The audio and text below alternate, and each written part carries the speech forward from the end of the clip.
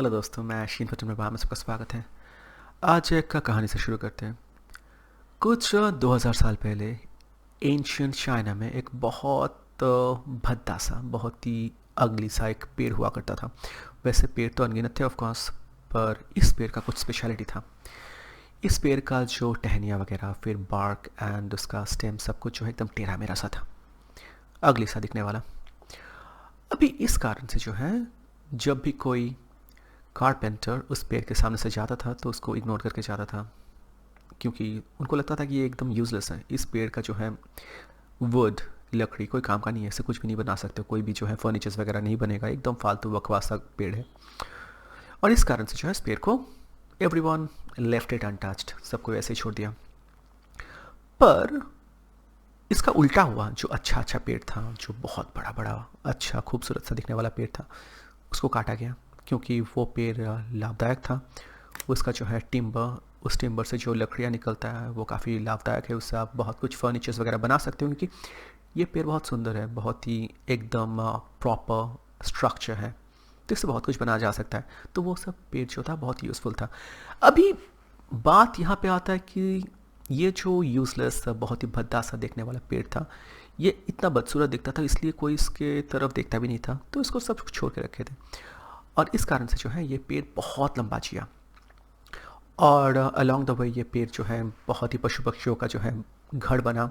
जैसे कि पशु पक्षियाँ पेड़ में अपना जो है घर बनाते हैं, ये पेड़ जो है फल फूल से जो है लोगों को जो है दिया, लोगों को। And at the same time ये पेड़ जो है सबको जो है छावा, दैट इज़ टू से शेड, ये भी प्रोवाइड किया, ऑक्सीजन प्रोवाइड किया, और पूरे लंबे अपना जो ज़िंदगी का जो है लंबा ज़िंदगी का जो सफ़र है पूरा वो तय कर पाया। अभी ऑफ कोर्स इससे हम लोग कुछ तो सीख सकते हैं ऑफ कोर्स। अभी ये ऑफ कोर्स आपको पता है कि मैं सिर्फ पेड़ के बारे में तो बात कर नहीं रहा हूँ, मैं इसको ऑफ कोर्स हमारा मॉडर्न लाइफ से जोड़ने वाला हूँ, तो समझते हैं। देखो, हम लोग जो होते हैं ना, अक्सर जो हम लोग बहुत यूज़फुल होते हैं, बहुत यूज़फुल होते हैं, बहुत काम के होते हैं, दूसरों के लिए लाभदायक होते हैं, वो लोग बहुत जल्दी जो है बर्न आउट हो जाते हैं। देखो, इंसान जो होते हैं ना, हम लोग जो है, जो ज़्यादा बर्न आउट हो जाते हैं वो कौन से इंसान होते हैं जानते हो? जो सबसे ज़्यादा यूज़फुल होते हैं, जो है सब चीज़ को बहुत अच्छे से हैंडल कर लेते हैं, जिनके ऊपर भरोसा किया जा सकता है, जिनको ऐसे समझाया जाता है कि वो कभी टूटेंगे नहीं। और इस कारण से होता क्या है उनके साथ, एक बड़ा स्ट्रेंज चीज़ होता है उनके साथ। कॉम्पिटेंस, रिलायबिलिटी, इमोशनल स्टेबिलिटी के कारण से जो है उनको वर्चुअस तो माना जाता है ऑफ कोर्स। और इस वर्चू के कारण से उनसे डिमांड भी बहुत ज़्यादा किया जाता है। एंड जहाँ तक इंसान का डिमांड का बात है, सबको पता है डिमांड कभी ख़त्म नहीं होता, राइट? और आप अगर कभी उनके डिमांड पे खरे उतर नहीं पाते हो, तो आप जिस कारण से, जो स्पेशल क्वालिटी के लिए आपको इतना सराहा जाता है, उस कारण के लिए जो है आप रिप्लेसेबल भी बन जाते हो, वेरी रिप्लेसेबल, क्योंकि आप कुछ स्पेशल क्वालिटीज़ के लिए जाने जा रहे हो, right? You are efficient, you are stable, you are competent.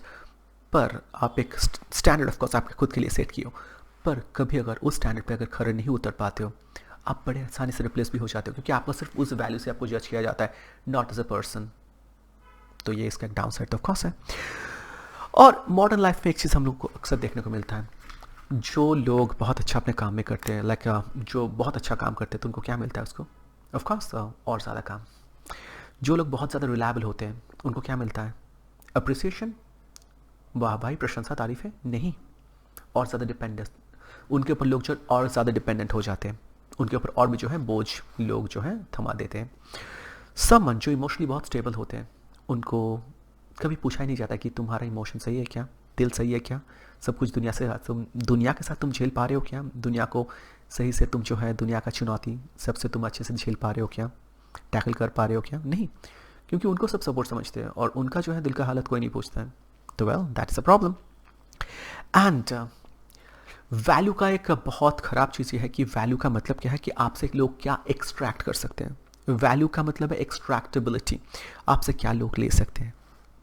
आप अगर वैल्यू प्रोवाइड करते हो, लोग और ज़्यादा वैल्यू आपसे एक्सट्रैक्ट करने का जो है प्रयास करते हैं। सो मॉडर्न सिस्टम में वही, जैसे कि बताया, वैल्यू एक्सट्रैक्टेबिलिटी का है। आप अगर बहुत अच्छे एम्प्लॉय होते हो, जल्दी जल्दी काम फिनिश करते हो, आपको और ज़्यादा काम से जो है रिवर्ट किया जाता है। आपको पुरस्कार क्या होता है? और ज़्यादा काम। आप जो है वेल, सारा दोस्तों का जो है प्रॉब्लम का सल्यूशन आप हमेशा करते हो, कोई भी समस्या होता है उनका सोल्यूशन आप देते हो, प्रॉब्लम का समाधान करके देते हो, तो हमेशा आपको प्रॉब्लम के सोल्यूशन के लिए बुलाया जाता है। कभी कभी ये भी हो सकता है कि आपको सिर्फ और सिर्फ प्रॉब्लम के सोल्यूशन के लिए बुलाया जाता है। जब प्रॉब्लम होते तब भी आपको बुलाते, ना कि दोस्त जैसा आपको बैठाते पास में, या फिर आपके साथ वो वाला आपका गुस्सा, आपका इमोशनल टर्ब्यूलेंस वो भी लोग झेलेंगे, वैसा नहीं, सिर्फ आपको समस्या के टाइम में बुलाएंगे। फिर जो लोग फैमिली में मान लो जो इमोशनली बहुत स्टेबल होते हैं या फिर सबको कंट्रोल करते हैं, सबको मैनेज करते हैं और कुछ भी सह लेते हैं, कुछ भी सह लेते हैं, तो उनके ऊपर और भी ज़्यादा वही चीज़ हो जाता है, राइट। तो वो लोग ज़्यादा सहते तो सबको लगता है कि वो और भी सहने के जो है काबिल है, और उनका जो है दिल का हाल कोई नहीं पूछता है। तो ये है। और हम लोग जैसे ऐसे कल्चर में हैं जहाँ पे हमारा वैल्यू का डिटर्मिनेशन कैसे होता है, आपका वर्थ है आपका यूज़फुलनेस से डिटरमाइन होता है। आप कितना वैल्यूएबल हो, आप कितने यूज़फुल है, उसके माध्यम से जो है समझा जाता है, राइट। इन स्कूल आपका वैल्यू कैसे आता है, आपका ग्रेड से। आप अच्छा ग्रेड कर रहे हो तो आप अच्छे हो। एट वर्क आपका वैल्यू कहाँ से आ रहा है, आपका प्रोडक्टिविटी से। प्रोडक्टिविटी सही है तो आप वैल्यूएबल हो, नहीं तो नहीं। रिलेशन में आपका relational investment, emotional labour, emotional maturity, इससे आपको जज किया जाता है। Now the question is always the same, और एक प्रश्न जो है आपको हमेशा किया जाता है, what do you bring to the table. आप टेबल में क्या ला रहे हो, what can you offer, what do you bring to the table. फिर आप उत्तर देते हो, well these are the thing I bring to the table, ये सब मैं लाता हूँ। और आप अच्छा उत्तर देते हो और डेमोन्स्ट्रेट भी करते हो, फिर आपका टेबल जो है भारी होता रहता है, उम्मीद का बोझ आपके ऊपर और जो है चढ़ता रहता है। And what's dangerous is not usefulness itself. आपका जो यूजफुलनेस है ये डेंजरस नहीं है, but the idea that usefulness must be constant. और ख़राब चीज़ ये है कि आपका यूजफुलनेस ये तो ऑफकोर्स बहुत अच्छा चीज़ है, पर ख़राब चीज़ क्या है जानते हो, ये भी लोग मानना शुरू करते हैं कि यूज़फुलनेस जो है कांस्टेंट है। आप अगर अभी यूज़फुल हो तो आपको हमेशा यूज़फुल रहने पड़ेंगे, नहीं तो आप रिप्लेसेबल बन जाते हो। ये भी बहुत ख़राब चीज़ है, राइट। देखो हम लोग जो है वाई द मोस्ट सबसे जो मोस्ट केपेबल पीपल जो होते हैं ना, वो सबसे ज़्यादा बर्नआउट क्यों हो जाते हैं जानते हो। वो लोग एकदम थके हारे क्यों रहते हैं, या फिर उनका जो है ज़िंदगी बहुत जल्दी वो लोग जो है घुटने टेक देते हैं एक तरीके से। वो अपना पूरा जो है अल्टीमेट उनका जितना भी सक्सेस या फिर मानो कि फुलफिलमेंट जो उनका होना चाहिए था, सब कुछ हो नहीं पाते क्योंकि वो बहुत जल्दी बर्न आउट हो जाता है। It's like burning a candle at both ends. एक कैंडल को, एक जो है मोमबत्ती को दोनों एंड से अगर जलाओगे तो बहुत जल्दी वो जल जाएगा, राइट।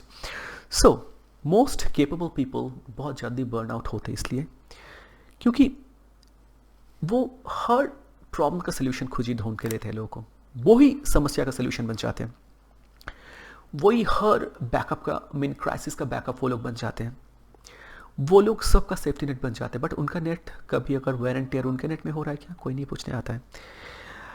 मीनवाइल वो जो सीधा पेड़ का मैं कहानी बता रहा था ना, मैं टेढ़ा मेढ़ा पेड़ का जो कहानी बता रहा था ना, जो यूजलेस ट्री, वो थोड़ा बहुत यूजलेस है या फिर काफ़ी यूजलेस है, इसलिए कोई जो है उसके ऊपर नज़र भी नहीं रखता है, सब उसको इग्नोर करके जाते हैं। पीपल उनसे जो उम्मीद ज़्यादा नहीं करते हैं या फिर उनके ऊपर ज़्यादा उम्मीद का बोझ नहीं डालते हैं, इसलिए वो जो है अपने तरीके से खुद को फ्लरिश कर पाते हैं। जैसे कि वो पेड़ अपने तरीके से अपना जो है अपना जितना भी कुछ पेड़ का जो काम था वो पूरा फुलफिल वो कर पाया, कि इसलिए क्योंकि उसको जो अकेला छोड़ दिया गया या फिर उसको काट नहीं दिया गया। उम्मीद के बोझ से जो है आप एकदम दब नहीं गए, राइट। अभी यहाँ से एक प्रश्न जो है उभर के आता है, क्या है वो, कोई कोई जो इंसान बहुत अपना लंबा करियर जीते हैं, अपना करियर को बहुत लंबा एक्सटेंड कर पाते हैं, और बहुत लोग जो हैं जो तो बहुत ज़्यादा एफिशिएंट होते हैं, उनका करियर उतना लंबा नहीं हो पाता है क्योंकि ऑफकोर्स वो लोग बर्नआउट हो जाते हैं। तो यहाँ से प्रश्न जो आता है हम लोगों को करने क्या है फिर, यूजलेस बन जाने हैं? ऑफकोर्स नहीं, ऑफकोर्स नहीं। आपको करने वो वाला पेड़ वाला यूजफुलनेस थ्रू यूजलेसनेस। कभी कभी आप लोगों को जो है आपको दूसरों को ना भी बोलना चाहिए, या फिर आपका और भी हायर पर्पसेस वगैरह और भी कुछ पर्पसेस हो सकते हैं, आप उनको फुलफिल करो, राइट। सो ये जो स्टोरी हमको असल में क्या सिखाता है, जो वार्निंग हमको देके जाता है, इन मॉडर्न लाइफ यूजफुलनेस क्या कैसा शक्ल सूरत में आता है। आप हमेशा अवेलेबल होगे दूसरे के लिए, हमेशा यस, आप हमेशा यस बोलते रहते हो, हमेशा अवेलेबल रहते हो, आप जो है ऑलवेज ऑप्टिमाइज करते रहते हो, मतलब और ज़्यादा आप उनको परफॉर्म करके देते हो, आपको परफॉर्मेंस ऑप्टिमाइज करते हो। That makes a person harvestable. आपको जो एक तरीके से हार्वेस्टेबल बनाया जाता है। एक डिफरेंस यहाँ पे समझना बड़ा ज़रूरी है, केपेबल वर्सेस कंज्यूमेबल। देखो केपेबल बनना बहुत ज़रूरी है, आप केपेबल हो, करने में सक्षम हो, पर आपको एक्सप्लॉइट अगर किया जा रहा है आपका उसी जो है शक्तियों का या फिर आपका यूजफुलनेस का, आपको अगर कमोडिटी जैसा आपको तरीके से आपको ट्रीट किया जा रहा है, आपसे सिर्फ और सिर्फ वैल्यू एक्सट्रैक्ट किया जा रहा है, then that's problem. At that point you have to save yourself, otherwise no one's gonna do that for you. कोई आपके लिए नहीं करने वाला है. देखो, जैसे कि मैं बताया कि what makes someone valuable can also make them disposable. जो चीज़ आपको वैल्यूएबल बनाता है ना, वही चीज़ अगर आप थोड़ा बहुत इधर उधर चूक जाते हो, उसी लिए आपको फिर वो लोग दोषी कर बनाते हैं और आपको डिस्पोज भी कर देते हैं, आपको रिप्लेस करके दूसरे किसी को लेके आते हैं. क्योंकि आप लोगों से आपसे लोगों का उम्मीद इतना बढ़ चुका था, या फिर आपको उसी हिसाब से देखा जाता था, कमोडिफाई आप परफॉर्म करोगे. पर बाकियों का वेल इतना नहीं, क्योंकि वो लोग का उनसे उम्मीद थोड़ा कम था और उनको अपने तरीके से जीने दिया किया था एक तरीके से. देखो, हमको ये समझने की समटाइम्स जो है, कभी कभी सेफेस्ट प्लेस दुनिया में क्या हो सकता है जानते हो? स्पॉटलाइट के बाहर. यूज़फुलनेस का जो स्पॉटलाइट है ना, इससे कभी कभी बाहर रहना, ये सबसे ज़्यादा यूज़फुल है.